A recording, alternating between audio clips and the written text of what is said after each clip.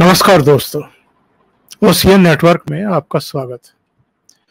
आज चौथा दिन है जब वापस दिल्ली पहुंच करके अपने घर के एक कोने में बने हुए इस स्टूडियो से आपसे बात कर रहा हूं। ये 4 दिन बीच में महाराष्ट्र में बीते। 18 जून को मेरी फ्लाइट थी संभाजी नगर के लिए, जिसका पुराना नाम औरंगाबाद है।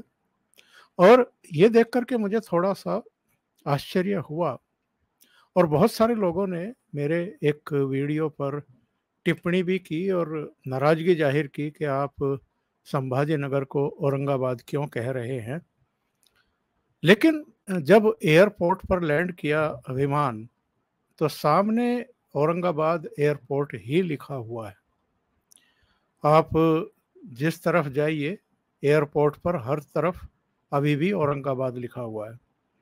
यहाँ तक के जो दूसरे स्थानों के नाम हैं वो भी औरंगाबाद ही लिखे हुए हैं। जिस होटल में मैं ठहरा हुआ था, वहाँ जो भोजन की पेमेंट की पर्ची मिलती थी उस पर भी औरंगाबाद लिखा हुआ है। ये क्यों है? क्योंकि राज्य सरकार ने तो उसका नाम बदलने का प्रस्ताव पारित कर दिया, वो केंद्र सरकार को भी भेज दिया, लेकिन मसला कोर्ट में चला गया है। कोर्ट में हमारे यहाँ कैसे सुनवाई होती है और कितने समय में चीज़ों का निपटारा होता है, ये आप भी जानते हैं, हम भी जानते हैं। मुझे वहाँ जाकर के पता लगा कि बरसों से बाला साहब ठाकरे तो औरंगाबाद को कभी औरंगाबाद कहते ही नहीं थे, संभाजी नगर ही बोलते थे। उसके बाद अब जो शिवसेना के दोनों धड़े हैं या भारतीय जनता पार्टी है या उसके नेता हैं, वो उसे संभाजी नगर ही बोलते हैं। और मैंने वहाँ भी लोगों से बातचीत की और मुझे पता लगा कि वो इस शहर का नाम औरंगजेब के बजाय छत्रपति संभाजी महाराज के नाम पर रखने से बहुत खुश भी हैं और संतुष्ट भी हैं। तो मुझे समझ में आया कि मैंने जब दिल्ली से और वहाँ तक का एक वीडियो शूट किया था अपने यात्रा का, और उसमें जब मैंने एक दो जगह औरंगाबाद कहा तो उस पर बहुत सारे लोगों के रिएक्शन आ गए कि आप जो हैं, किसी ने लिख दिया आप सेकुलर माइंडेड हैं, किसी ने कुछ और टिप्पणियां कर दी। लेकिन कुल मिलाकर के उनका जो लबोलवाब था वो ये था कि आप संभाजी नगर ही बोलिए। तो वहाँ की जो मेरी यात्रा रही है और जिस कार्यक्रम के लिए मैं आमंत्रित किया गया था, उस कार्यक्रम को देखने के बाद, उस कार्यक्रम का हिस्सा बनने के बाद, और जिस तरह की लोगों की अकल्पनीय, एक तरीके से कहना चाहिए, प्रतिक्रिया थी, जो प्यार था, जो सम्मान था, वो अभिभूत करने वाला था। उसके मैं कुछ दृश्य भी आपको दिखाऊंगा, लेकिन पहले ये बता दूं कि मैं संभाजी नगर गया क्यों था। हमारे एक मित्र हैं और महाराष्ट्र के बहुत सम्मानित पत्रकार हैं, एनालाइजर के नाम से वो यूट्यूब पर अपना चैनल चलाते हैं, बहुत लोकप्रिय भी हैं। उन्होंने एक कार्यक्रम किया था और मुझे लगता है कि जयपुर डायलॉग्स के बाद संभाजी नगर में ये जो आयोजन हुआ है सुशील कुलकर्णी के द्वारा, ये अपने आप में अद्भुत है। कोई कल्पना नहीं कर सकता है कि जो यूट्यूब पर चैनल चलाते हैं वो इस तरह के आयोजन भी कर सकते हैं। जहाँ ये आयोजन था, जिस हॉल का बुकिंग था इसके लिए, वो हॉल पूरा भरा हुआ था। नीचे की सीटें सारी भरी हुई थी और ऊपर की तरफ भी बहुत सारे लोग बैठे हुए थे। ये अपने आप में अद्भुत भी है और आश्चर्यजनक भी है। सुशील कुलकर्णी अपने केवल वीडियो में ये जानकारी दी थी कि 19 जून को हम आयोजन कर रहे हैं, कहाँ कर रहे हैं, इसकी जानकारी दी थी। और सबको पता था कि भाऊ तोरसेकर इस कार्यक्रम के लिए आमंत्रित हैं। कुछ और नाम भी थे जिनमें एक नाम मेरा भी था। तो इतने लोगों का वहां पर इकट्ठा हो जाना और कुछ ऐसे वहां पर दृश्य उत्पन्न हुए जो अभिभूत करने वाले हैं, जो अकल्पनीय हैं, जिनसे ये पता चलता है कि जो आम नागरिक है, जो थोड़ा सा जागरूक है, उसका अब सो कॉल्ड मेन स्ट्रीम के मीडिया से मोहभंग हो रहा है। और वो अब जो सोशल मीडिया मंच हैं उनकी तरफ अग्रसर होते हुए दिखाई दे रहे हैं। उनके प्रति उनके मनों में विश्वास जागृत हो रहा है। मैं आपको बता नहीं सकता हूँ, 2 कार्यक्रम थे। पहला पार्ट जो है वो सांस्कृतिक कार्यक्रम था, जिसमें कुछ कलाकार वहाँ जो गायक गा रहे थे उन पर एक्ट कर रहे थे, भावाभिव्यक्ति कर रहे थे। उसके बाद फिर हम लोगों के विचार थे, अलग अलग वक्ताओं ने अपने विचार रखे। ये जो दोनों प्रोग्राम के बीच में 10-15 मिनट का गैप था, उस गैप के दौरान जो हमें जानते हैं यूट्यूब की वजह से, हमारे प्रोग्राम्स की वजह से, हमारे कंटेंट की वजह से, जो हम लोगों को सब्सक्राइब भी करते हैं, फॉलो भी करते हैं, कमेंट भी करते हैं हमारे वीडियोस पर, ऐसे बहुत सारे लोग वहाँ आए हुए थे। और इससे भी आश्चर्य की बात ये है कि जगदीश तिवारी मुंबई से चल करके आए। एक मेरे बहुत पुराने दर्शक हैं जिनको दिखाई नहीं देता है, लेकिन वो वर्धा से चल करके औरंगाबाद पहुंचे थे। धनुष नाम है उनका। इसी तरीके से लातूर से, पुणे से, दूसरी जगहों से वहां पर हमारे दर्शक पहुंचे हुए थे। और उस 10-15 मिनट के गैप में इतने लोग मिलने के लिए आए और हमारे वीडियो की, हमारे कंटेंट की चर्चा करने के लिए आए।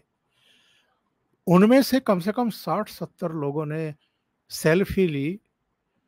और जब कार्यक्रम खत्म हो गया, यानी हमारे भाषण वगैरह खत्म हो गए, उसके बाद भी कम से कम 30-40 लोग तो फिर आए होंगे सेल्फी वगैरह लेने के लिए। कई ऑटोग्राफ ले रहे थे।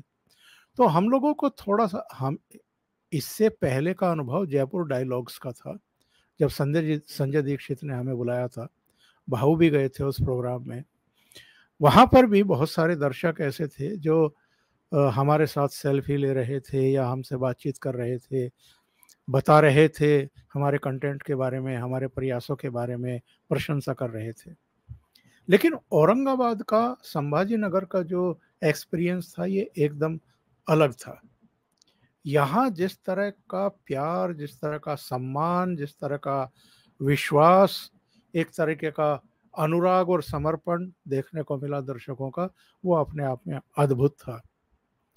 और भाव जब बोलने के लिए खड़े हुए, उनको जब आमंत्रित किया गया, तो वो दृश्य हम कभी भुला नहीं सकते हैं। क्योंकि भाव जिस तरह का भाषण देते हैं, भाव जिस तरह के उदाहरण देते हैं, किस्से कहानियां सुनाते हैं, वो तो अद्भुत है ही। उनका अपना व्यक्तित्व भी बहुत आकर्षित करने वाला है। जब वो बोलने के लिए खड़े हुए तो पूरा हॉल अपने पैरों पर खड़ा हुआ था और सबने स्टैंडिंग ओवेशन देते हुए उनको तालियां बजा करके स्वागत किया। इसी तरह मंच पर भी जितने लोग थे वो भी तालियां बजा रहे थे भाव के लिए। और वहां का जो दृश्य था वो इसलिए भी अद्भुत था कि उसमें सब लोग थे। महिलाएं भी थी, पुरुष भी थे, नौजवान भी थे, बच्चे भी आए थे। मुझे भी वहाँ अपनी बात रखने का अवसर मिला और वो उपलब्ध है मेरे चैनल पर भी, आप देख सकते हैं। और सुशील कुलकर्णी के चैनल पर भी देख सकते हैं। अच्छा लगा कि वहाँ पर सम्मान हुआ और बहुत सारे ऐसे लोग आए हुए थे जिन्होंने अपने विचार रखे, जिनमें मैं ख़ास तौर से सूर्यवंशी का नाम लूँगा, प्रभाकर सूर्यवंशी भी आए हुए थे। केतकी चितले जो मराठी धारावाहिकों की अभिनेत्री है, और केतकी के बारे में आप बहुत बेहतर तरीके से जानते होंगे। ये वो अभिनेत्री है जिसने फ़ेसबुक का एक पोस्ट फॉरवर्ड कर दिया था जब उद्धव ठाकरे मुख्यमंत्री थे।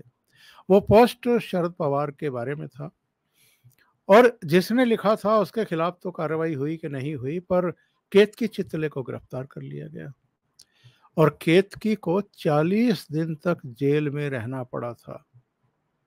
उसकी जमानत नहीं हुई थी, और केवल गिरफ्तार नहीं किया गया था, एनसीपी की महिला विंग के लोगों को, कार्यकर्ताओं को भेज करके उसके ऊपर स्याही फेंकवाई गई थी। केवल 28-29 साल की एक अभिनेत्री से आप अगर डर रहे हैं, इतने डर रहे हैं कि उसको गिरफ्तार करा करके दूसरे लोगों को भी एक संदेश देना चाहते हैं कि कोई अगर हमारे खिलाफ बोलेगा, टिप्पणी करेगा, पोस्ट फॉरवर्ड करेगा तो हम उसको जेल में डाल देंगे। वैसे तो ये अभिव्यक्ति की स्वतंत्रता के ताने देते हैं मोदी सरकार को, लेकिन खुद कहाँ खड़े हैं ये जरा सोचने का विषय है। तो केतकी का भी वहाँ पर सम्मान किया गया, और इसके अलावा मैं जिस चीज़ की चर्चा कर रहा था कि वहाँ पर बहुत बड़ी संख्या में दर्शक आए थे, और सांस्कृतिक कार्यक्रम अपने आप में बेहद आकर्षित करने वाला था। जो कलाकार आए थे वो भी बहुत आला दर्जे के थे, ऊंचे दर्जे के थे, और उसने एक अलग ही छटा वहाँ पर प्रदर्शित कर दी थी। जो कलाकार एक्ट कर रहे थे वो अपने आप में, उसके कुछ विजुअल्स भी मेरे पास हैं जो मैंने अपने मोबाइल से वहाँ पर शूट किए थे। ज़रा देखिए, फिर बातचीत आगे करते हैं।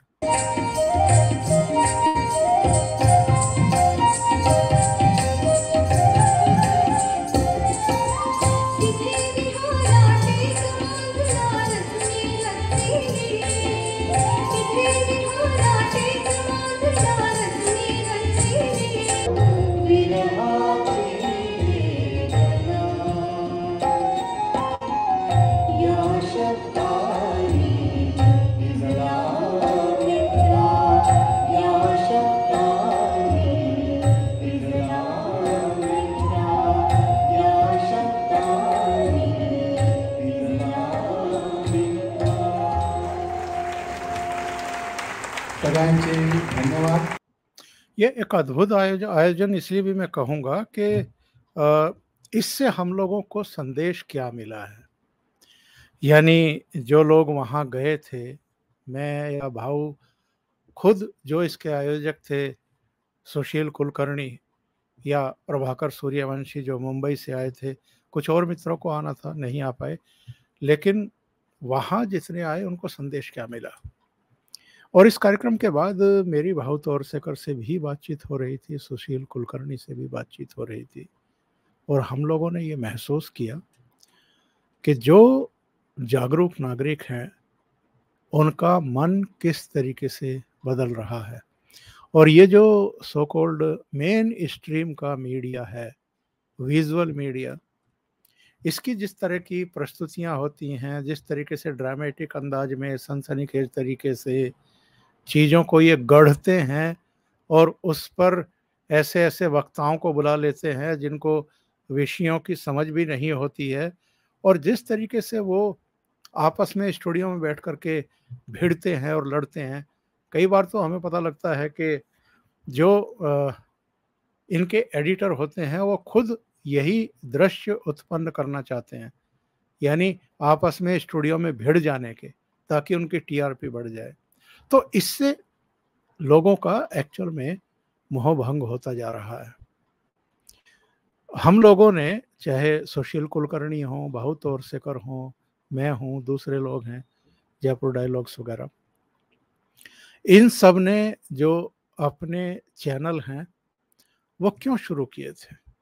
अधिकांश को ये लगा कि 2014 और 2019 के बीच में नरेंद्र मोदी ने एज प्राइम मिनिस्टर अच्छा काम किया, देश हित में बहुत सारे फैसले लिए, आम लोगों को सशक्त करने के लिए बहुत बोल्ड स्टेप उठाए, आर्थिक सुधारों की दिशा में भी कदम बढ़ाए। जो सांस्कृतिक हमारा गौरवशाली इतिहास है, उसके पुनर्स्थापन के लिए, उसको फिर से गौरवान्वित करने के लिए बहुत मजबूत स्टेप आगे बढ़ाए।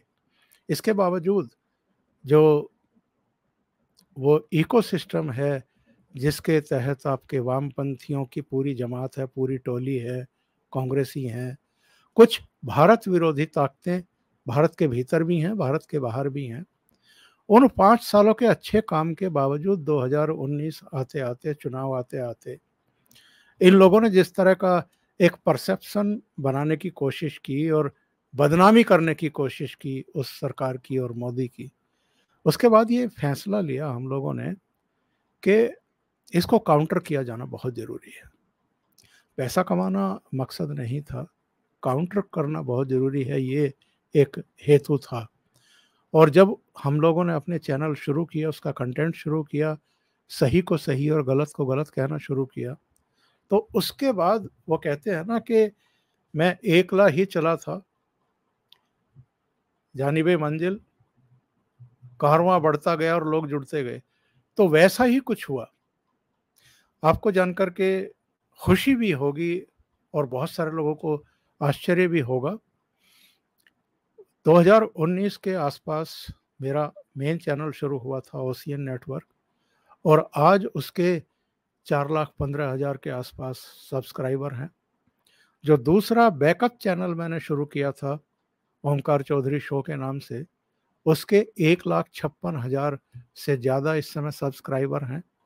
और एक ओमकार चौधरी व्लॉग करके अभी 3-4 महीने पहले ही तीसरा चैनल शुरू किया था, कुछ दूसरे उद्देश्यों के लिए। उस पर भी 7,000 सब्सक्राइबर अब तक बन चुके हैं। यानी तीनों चैनलों के सब्सक्राइबर अगर मिला लें तो ये 6.25 लाख से ज़्यादा है। और जो मेरा फेसबुक पेज है ओशियन नेटवर्क के ही नाम से, उसके 15,000 से ऊपर दर्शक मिला लें तो ये 6 लाख के आसपास फॉलोअर और सब्सक्राइबर बैठते हैं। और जो हम बात कहते हैं, जिन कंटेंट्स विषय वस्तु पर हम अपना कंटेंट तैयार करते हैं, उस पर जिस तरह की लोगों की प्रतिक्रियाएं आती है, उससे पता चल जाता है कि लोग एक्चुअल में इस समय चाह क्या रहे हैं। तो हम लोगों ने ये तय किया कि इस तरह के आयोजन तो और होने चाहिए।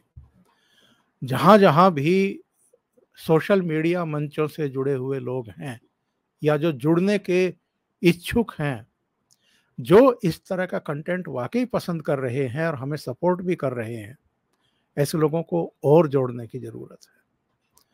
तो जो इनिशिएट लिया था एक तरीके से सुशील कुलकर्णी ने हम लोगों को संभाजी नगर में बुला करके, और उससे पहले जो जयपुर डायलॉग्स के चेयरमैन हैं संजय दीक्षित, वो तो खैर कई साल से इस तरह के आयोजन करते आ रहे हैं, पर पिछले आयोजन में हम लोग गए थे और वहाँ भी जिस तरह का रेस्पॉन्स देखने को मिला है, इससे पता चलता है कि लोगों का मन वास्तव में बदल रहा है। और ये जो सोशल मीडिया मंच हैं, चाहे फेसबुक है, चाहे यूट्यूब है, चाहे दूसरे, इनके प्रति लोगों का विश्वास बढ़ता जा रहा है। मैं तो कई बार कहता हूँ, संजय दीक्षित से भी, भाऊ और सुशील कुलकर्णी से भी कहा कि अगले 5 साल के भीतर एक बहुत बड़ा बदलाव इस देश में हम देखेंगे। जो यूट्यूब चैनल हम लोग चला रहे हैं और जिस तरह का हम लोगों को सपोर्ट, समर्थन, प्यार, सम्मान मिल रहा है, ये मेन स्ट्रीम मीडिया कहलाएगा। और जो so called main stream media इस समय है, वो इरिलीवेंट होते हुए दिखाई देगा, क्योंकि वो तो सुधरने का नाम नहीं ले रहे हैं। वो तो तमाशा, सनसनी, नमक, मिर्च, मसाला, पकौड़ी टाइप चीज़ें बेच रहे हैं। और जो हम लोगों का प्रयास है वो ये है कि जो घटनाएं हो रही हैं उनके बारे में तो सही जानकारी दी ही जाए, घटनाओं के पीछे क्या है ये भी बताया जाए। और जितनी सिंसियर तरीके से सीरियसली हम लोग चीज़ों पर बोलते हैं, टेलीविज़न चैनलों पर वो चीज़ सिरे से गायब है। तो ये संभाजी नगर का जो मेरा एक्सपीरियंस था, इसको आप तक पहुंचाना बहुत ज़रूरी था। और जितने भी लोग वहाँ मिलने के लिए आए, महाराष्ट्र के अलग-अलग शहरों से चल कर के हम लोगों से मिलने के लिए आए, मैं उनके प्रति हृदय से आभार व्यक्त करना चाहता हूँ। ऐसे कई दर्शक थे जिन्होंने वास्तव में दिल छू लिया। जैसे धनुष वर्धा से चल कर के आए, 2 ट्रेन बदल करके वो संभाजी नगर पहुँचे और मुझसे मिले।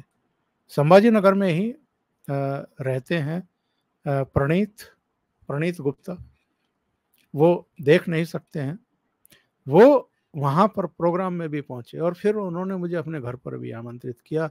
वहाँ उनकी जो गुप्ता फैमिली थी, उन्होंने मुझे शॉल ओढ़ा करके सम्मानित भी किया। ये घटनाएँ बताती हैं कि लोगों का किस तरीके से हम लोगों में विश्वास बढ़ रहा है। तो बहुत-बहुत धन्यवाद आप लोगों का इतना स्नेह और सम्मान देने के लिए। और आगे भी हम लोग थोड़ा देख रहे हैं कि कहाँ-कहाँ इस तरह के आयोजन किए जा सकते हैं और सीधे जो हमारे फॉलोवर हैं, सब्सक्राइबर हैं, दर्शक हैं, उनसे हम फीडबैक लेकर के चीज़ों को और कैसे बेहतर बना सकते हैं। बहुत-बहुत धन्यवाद। नमस्कार।